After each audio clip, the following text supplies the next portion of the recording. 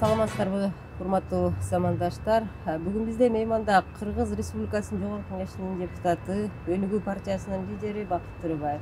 Саламатсызбы? Саламатсызбы. Бакыт Эргешевич, сизге алгачкы суроо ушул өткөн жылы шайлоого катышкан жоксуз.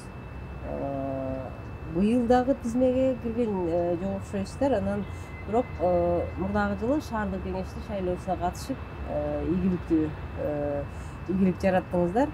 Анан ушу элдин арасында биз билгенбиз деген сиздин бир жакшы сөзүңүз айтылып калат да. Анан ушул эмнеден улам шайлоого катышкан жоксуздар? Анан бул жолу шайлоого бир мандаттуу менен аттанасызбы же кандай болот? Биз билгенбиз деген биз ушунда Facebook'та чыгарганбыз. Эмне үчүн? Ошол кезде 20 жылда февраль айында мен сессияда сүйлөгөм, комитетте сүйлөгөм. Эки эле партия утат. Бир партиясы бул административдик ресурс колдонгон партия, экинчи партия көп акчасы бар партия утат деп, анан кийин нааразычылык болот деп айткам. Бул эмненин негизинде мен айткам? Бул ар бир мындай саясатта, ар бир саясатчыда аналитика болуш керек, анализ болуш керек, жана сурамжылоолор болуш керек.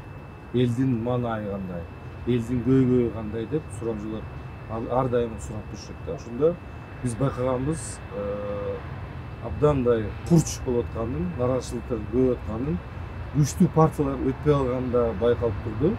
Ошондо биз дагы туура чечим чыгардык. Чындыгын айтканда, бул шайлоо деле оор болот шайлоо. Анткени уюштуруу маселеси өтө оор болот. Азыркы учурда кризисте турган абал. Бүгүнкү күндө биздин партияга айтсак, биз өзүбүздүн арыз берген жокпуз. Анткени биз партиянын ичинде биз сүйлөшүү жүргүздүк. Биздин кээ бир мүчөлөрүбүз одномандаттуу округдар менен барып атышат. Ошон үчүн ушундай чечим чыгардык. Кээ бир мүчөлөрүбүз биздин ушул жаңы партия менен бирге башка балдар менен биргеликте чогуу аттансак деген жакшы деген ойдо биз болдук. Бул азыркы жаңы мыйзам, мындай айтканда тандоо укугун берди. Конституцияда жазылып турат. Көп саясатчылар дагы айтат. Мурдагы жылдары өткөн создагы сыртта турган саясатчылар айтчу. Мына конституциянын нормасы бузулуп атат депчи. Анткени жаран шайлоого катышып добушун берген укуктуу жана шайланууга. Мына силер партияны коюп алып, партияны шайлайт, бирок шайланууга ага мүмкүнчүлүк чектелип атат деген сөздөрдү айтты да. Бүгүнкү күндө эмне болуп атат? Бүгүнкү күндө эгерде шайлоого барам десе, анда кааласа партия менен барсын. Эгерде партия менен баргысы келбесе, анда округ менен барсын.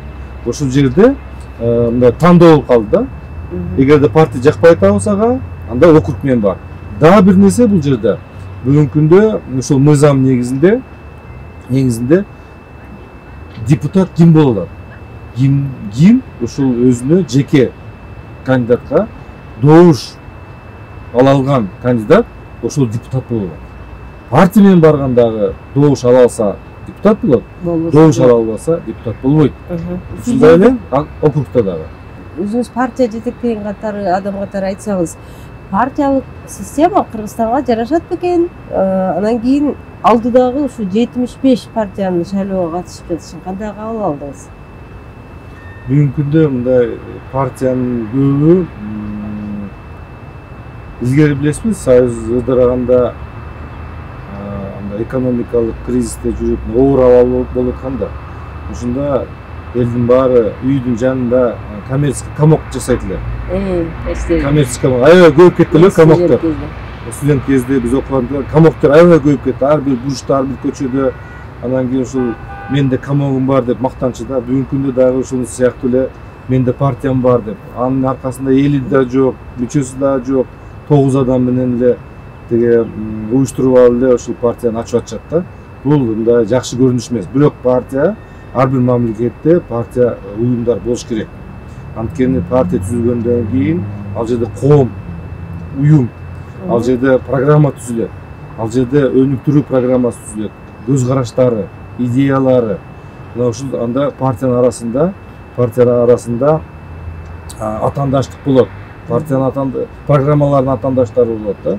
Мына ушул негизде өзү мамлекетте өнүгөт. Ушул программанын негизинде президент да, өкмөт да ушул программаны угуп, партиянын идеяларын угуп, ал дагы өзүнө алат да, өзүнүн программасын кошушу мүмкүн. Ошого жараша мамлекеттик программалар иштеп мамлекеттик программалар иштеп чыгат да. Эгерде партиялар жок болуп кетсе, анда биз коомдун үнүн, коомдун пикирин, программаларын укпай калабыз да. Ошон үчүн партия бул болуш керек. Эгерде биз партияны жоготсок, анда бир регионалдык бир мандаттуу депутат келет дагы, ал өзүнүн жеке округтарынын маселесин карап калат, а мамлекеттик деңгээлдеги ой жүгүртүү болбой калышы мүмкүн. Ошон үчүн партиялар керек. Бул жерде партиянын күчөш керек. Кандай күчөш керек? Мондай 75 партия. Нечин андай болуп калды? Анткени ал партиянын талаптары жок болуп калды. Биз мыйзам жазганбыз, мурдагы былтыр биз бергенбиз. Ал жерде кандай лидер шайланыш керек деп жазганбыз. Эгерде биз туура праймериз аркылуу партиянын ичинде лидерди шайласак, ошондо биз кадрды өстүрөбүз. Ал лидер кандай болбосун жагдай, ал өзү ойлонот түнү күнү, кайсы программаны жазсам, элдин астына кантип чыксам, кантип мен сүйлөсөм деп ушуну ойлоонун аркасында ал өзү да өсөт. Лидер да өсөт да, кадр даярданат да. Экинчи, бул жерде биздин талабыбыз партиянын туура болушу үчүн ар бир областта офис болуш керек, штаб болуш керек. Эгер штабы болбосо, анда партия ачылбайт. Анан ар бир райондо жок деген офис ачылбаса дагы, жок деген официалдуу түрдө бир өкүл болуш керек. Өзүнүн үйүн жашаган жеринде үйдө адрес койсо, мына ошол жерге үйгө келип арыздарды, муңдарды жазып турса, ошол талапты койсок, ошондо партиялар азаят. Партиялар азайгандан кийин анан күчтүү болот партиялар, атаандаш болот, идеялар чыгат. Ушундай элдин көйгөйүн партия аркылуу мамлекетке, өкмөткө жеткизгенде мындай шарт түзүлүп калат да. Ошондой талаптарды койсок, ошондо 75 партиялар болбойт.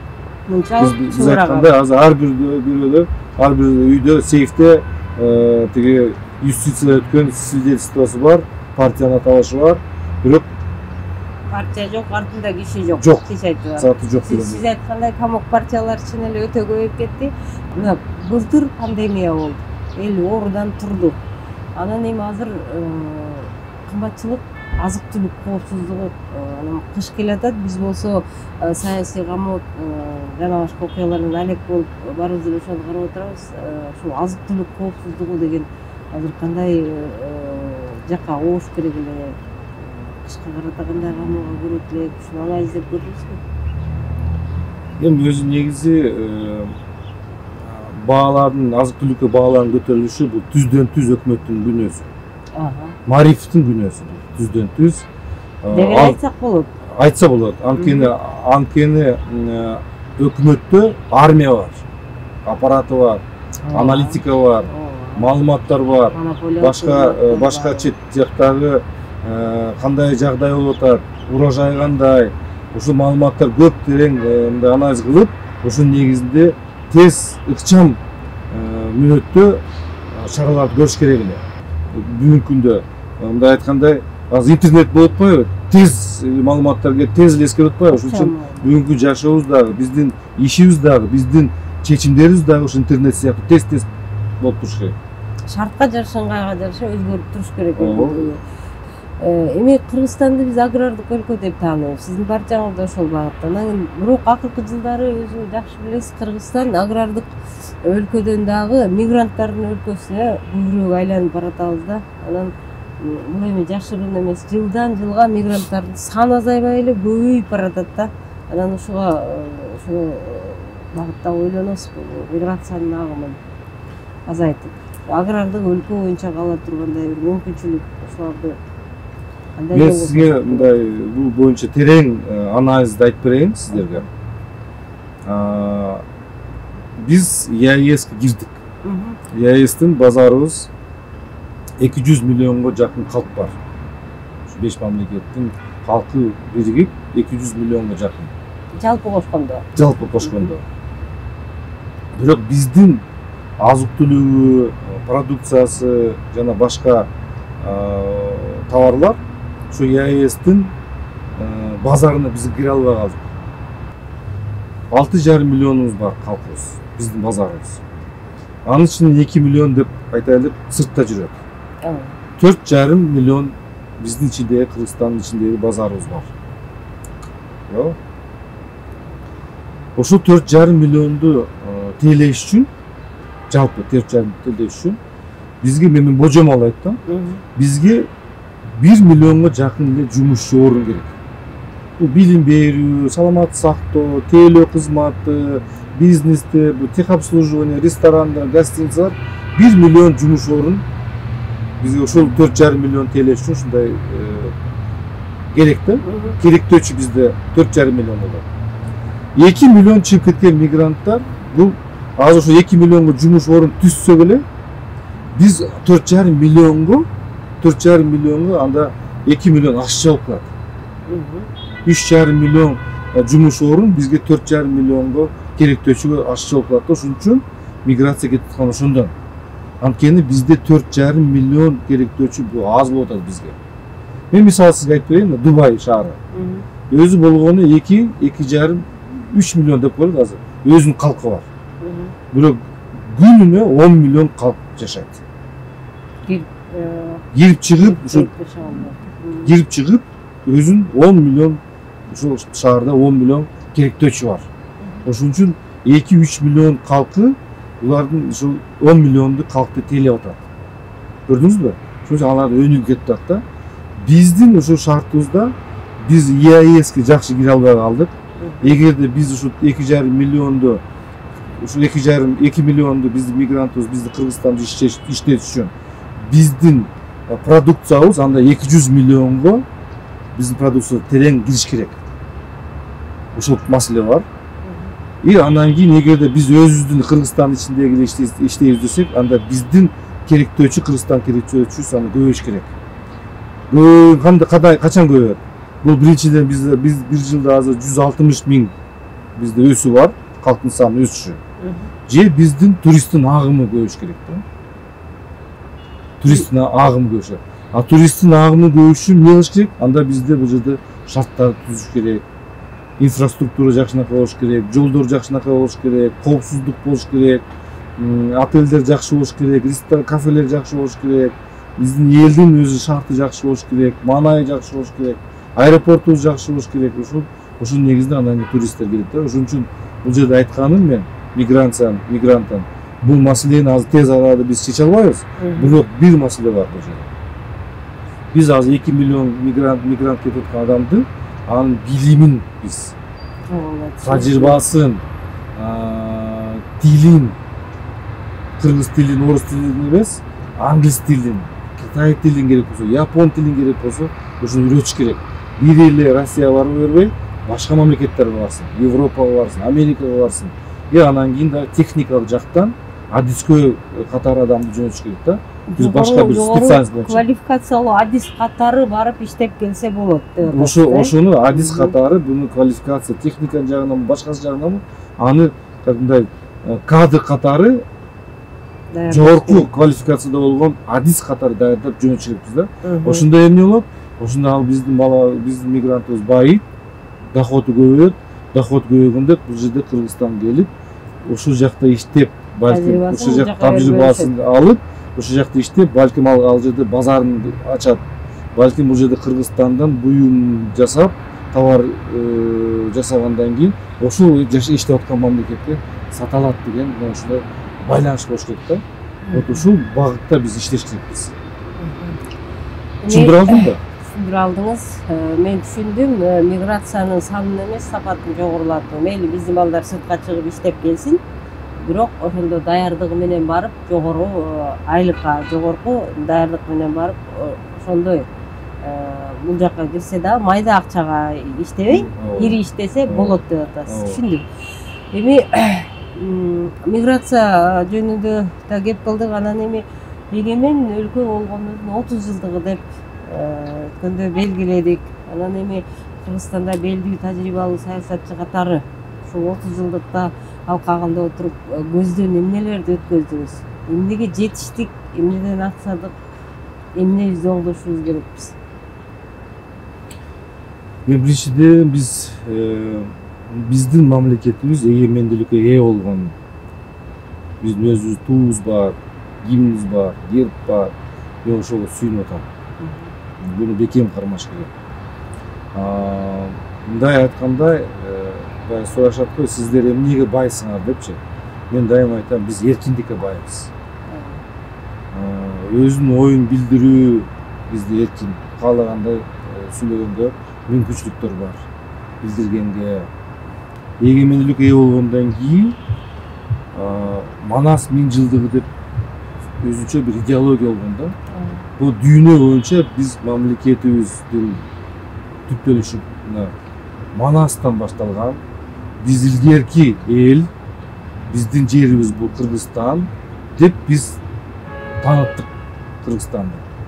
Мына илгерки деп айтсак 3000 Ош 3000 жылдыгын өткөздүк.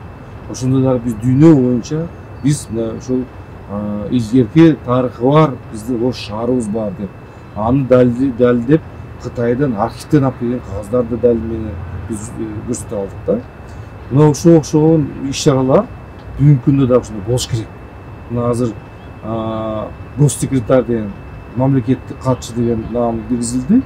Ошол окшогон идеяларды, ошол окшогон идеологияларды бир эле ичиндеги Кыргызстан эмес, дүйнөгө таныта турган биздин идеябыз бар, биздин мындай баалуулуктар бар. Биздин эл катары, улус катары, улут катары, мамлекет катары биз түптөлдүк деп мына ошол окшогон иш-чаралар жүргүзүш керек.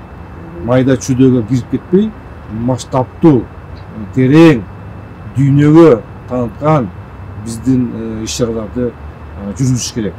Бизди мына мындай айткандай дүйнөдөгү канча азыр оондо 200дөн ашык оондо катталган мамлекет бар. Ошол менен бир катарда турганыбыз бир сыймыктанам. Бир катарда турган алар менен тең катардай биз сүйлөшө алабыз. ООНдо өзүбүздүн трибунабыз бар, микрофонубуз бар, өкүлүбүз бар. Кандай маселе болсо ООНдо айта алабыз. Мына ошого биз жетише алдык. Конечно, кемчиликтер да бар. Мындай 30 жылдын ичинде ар кандай окуялар болду. Мындай айткандай мамлекеттик саясий туруктуулук жакшы өзүнүн ордуна келе албай калды да. Bir turup biz prezident başkarıya geldik, bir turup parlamentin başkarıya geldik, kayra prezidentlik başkarıya geldik. Eçile bir nokta düşe almaya koyduk da özümüzün ülke katarı sayısı turukluluk kalktırma almadık da şunu biz tereң oynaştık biz. Anan şu yerde mi айтпасак болбойт, жогорку кеңеш болушунча отурдуңар. 7-жылга чейин кетип барып, тарыхта болгон эмес. Анан ушул октябрь окуяларынан бери ушу Кыргызстандын ички саясий турмушунда дагы, сырткы саясий турмушунда дагы аябай олку-солку окуялар өтө эле көп болуп атат. Көрүп атасыз, кымбатчылык, пандемия, анан саясий камоолор ийимге бири кирип, бири чыгып элатат, кесиптештериңиз. Аны бир жагынан кумтөр. Анан ушунун баары көзүңүздөн өтүп атат да, сизде да саясатчы катарычы. Эмнеден жаздык, эмнеден туура кетип баратабыз? Же ушундай болуш керек беле? Эгерде чынында ал шайлоо менен негизинде добуш аркылуу бийликке келсе, сын аркылуу таза бийликке келсе, анда андай камоолорго барбаш керек. Бирок эгерде ал радикал түрдө мен ушу бийликти басып алам, курал колдоону басып алам десе, мен аны колдобойм.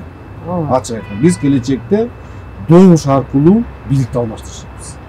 Биз жетиштүү болдук. Биздин азыр революция болуп дагы бирөө келет, өнүгүү болбойт, ачык айтканда. Америкадан жакшы менеджерди алып келсем дагы эч качан өнүгө албайбыз. Добуш аркылуу биз алмаштырышып бийликти.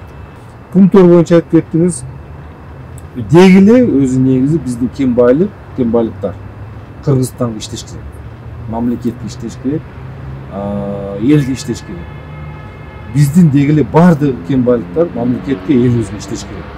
Кандай болбосун, ким мамлекеттин менчигинде болобу, же бирөө частный компанияларда болобу, биздин мамлекетке иштеш керек. Мен ушундай позицияда турам. Пандемия, мен айтып коеюн, пандемия боюнча. 4-октябрда болгон нараачылык бир эле шайлоо эмес, менин оюм боюнча. Бул жерде 20-жылдагы пандемия болуп атканда биз ушул коронавирустан көп адамдарды жоготтук да. Ушул элдердин ичи ачышты да, ичи күйдү.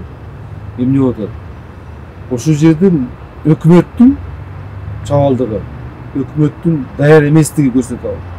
Президент ушул кезде Совет Безопасностьта айтып атат, мен көзөмөлүмдө деп атат. Бирок иш-чара негизинде эч кандай даярдоо болгон эмес экен. Протоколдор жок, жөнөкөй пробиркалар жок. Иш жүзүндө эл өзүнө калды да. Ошол элдин нааразычылыгы ушу 4-октябрь барып калды. Экинчи маселе, биз ушул мезгилде донорлордон көп акча келди. 380 миллион доллар акча келди. Бирок ал акча каяга кетти? Кайсы жака жумшалды? Ачык болгон жок да. Ошол да элдин нааразычылыгы ушул да пайда болду да. Мына ушул пандемия, биздин жарандарыбыздын өлүмү, донорлордон келген акчасы, шайлоонун тиги туура эмес жүрүп атканын процедурасы туура эмес болушу, мына ушул баары биригип ушу 4-октябрга айланып калды да. Жалпы ошого баягы талчок болуп берди. Ошого талчок болуп калды да. Эми кандай десек дагы азыр биз Садыр Жапаровдун бийлигинин тушунда жашап атабыз. Анан сиз дагы ал кишини саясатчы катары көздөн өткөздүңүз да. Анан ушул учурдагы Кыргыз Республикасынын президентинин жеке жүргүзүп аткан саясатын болобу сизге жаккан жана сизди канааттандырбаган жактары көздөн өткөрүп көрдүңүзбү? Садыр Жапаров менен биз 5-созду депутат болгонбуз жогу. Мындай адам катары бизде мурда мамиле болгон, сүйлөшкөнбүз. Эми азыр мындай жалпы эле сүйлөсөк, бүгүнкү күндө Кыргызстанда чын айтсак, бирөөгө жагат экенсиң, бирөөгө жакпайт экенсиң. Бизде эң оңой нерсе болуп калды азыр сын. Бир жыл өтпөй туруп эле, ай сен мага жакпай калдың, сен мага тиги кадамың туура эмес деп эле мындай ушул өтүп алдык. Бирок сурасаң, эмнеси жакпай калды? Ишиңиз жакпайт. Эмнеси кемчиликтери болду десең, айта албайт. Жөн ушул жакпай калды. Андай болбойт да. Ошол сынчылардын катарында эң сап башында мен бармын. Сиз дагы. Ошон үчүн бул жерде сиз журналисттер, сиздер дагы күчсүңөр.